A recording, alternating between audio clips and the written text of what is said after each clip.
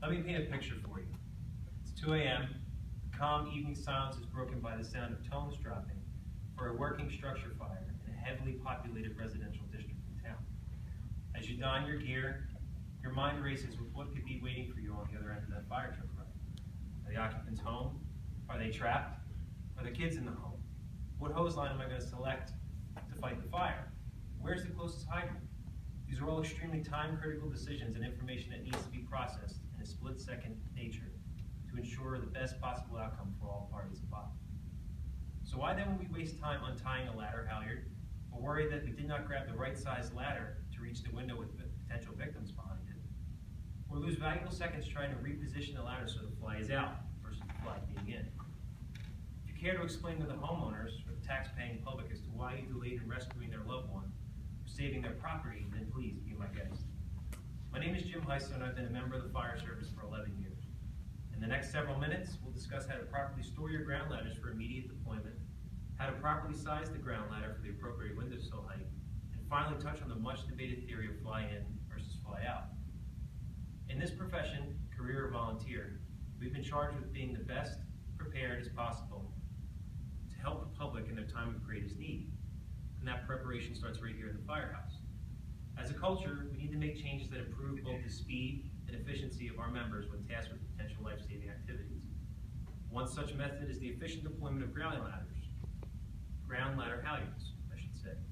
NFPA, the governing organization in regards to standards and testing, has issued NFPA 1932, which is the standard for use, maintenance, and testing of in-service ground ladders. In this standard, it states that the ground ladders up to 28 feet are able to be deployed by up to one firefighter. And as in this day and age of staffing issues plaguing the fire service, it becomes more and more valuable to have that single resource be more efficient. We have been wasting an exorbitant amount of time on tying cumbersome knots when tasked with raising an extension ladder, because that's where we were always taught. After some careful research from both industry professionals and equipment manufacturers, it's been determined that the traditional clove hitch with a safety knot is probably not the best option for us. A continuous halyard is that of which the manila rope is tied off to the bottom of the fly section and the bottom of the base section, eliminating the need to untie cumbersome knots to deploy the ladder. In a practical test performed here at the station, it took an average of 20 seconds to untie the knot and deploy the ladder with gloved hands. This time savings could be the difference between life and death. Now that you can effectively deploy the ground ladder, do you know how high it needs to be raised to reach that third-story window? The target height is the height at which the ladder tip makes contact with the building.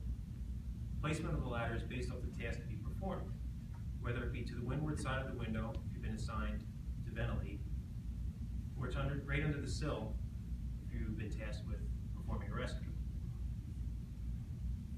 Precious moments can be saved if you target this right the first time. Target heights can be calculated using some basic math. For residential structures, we usually use 10 feet per floor. In commercial structures, we use 12 feet per floor. The height of the sill of the first floor window plus the subsequent floor levels gives us our target height. This will aid selecting the appropriate ladder for the task. A quick tip on how many rungs to extend a ladder is a combination of knowing your bedded lengths and using the click method. In a 1999 fire engineering article, Deputy Chief Anthony Avillo from North Hudson Regional Fire and Rescue published an article about the click method. He explains that aluminum ladders have 14 inches every time you click the ladder as you pull the halyard. For example, if you're shooting for a third floor window that estimates 22 feet from the ground, you can use the 28-foot ground ladder with a bedded length of 16 feet. The difference is 6 feet, so therefore 6 clicks should be heard before placing the ladder into the building. This will also get you a few inches from your desired point. Now imagine that you've established your height, you've raised the ladder the appropriate amount of clicks to perform your function, and you suddenly realize that you're in a 4-foot easement and your ladder is backwards. What do you do now? For the first 11 years of my career, I've never questioned the instructors who have always said that fly out was the only acceptable way to ascend the ladder. I've learned through research that this is not the case.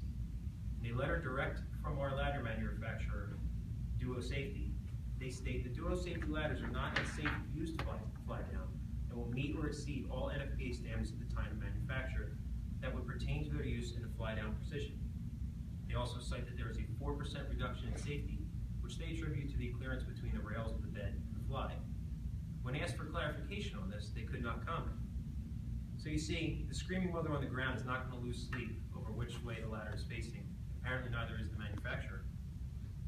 Today we discuss some important operational issues that are not new to the United States Fire Service. The Illinois Fire Service Institute has stated that in order for a person to reach the point of autonomy, a task must be performed at least 200 times. I'm not suggesting that we go out back right now and throw a ground ladder 200 times. I'm hoping that by presenting this information to you, you take a closer look at your skills and abilities and assess the need for more frequent adaptive training. Skills like the ladder halyard alternative, target building height calculation, and flexible ladder ascension are traits that can be cultivated day in and day out. In this profession, career or volunteer, we have been charged with being the best prepared to help the public in their time of greatest need. And that starts right here in the firehouse. Thank you very much.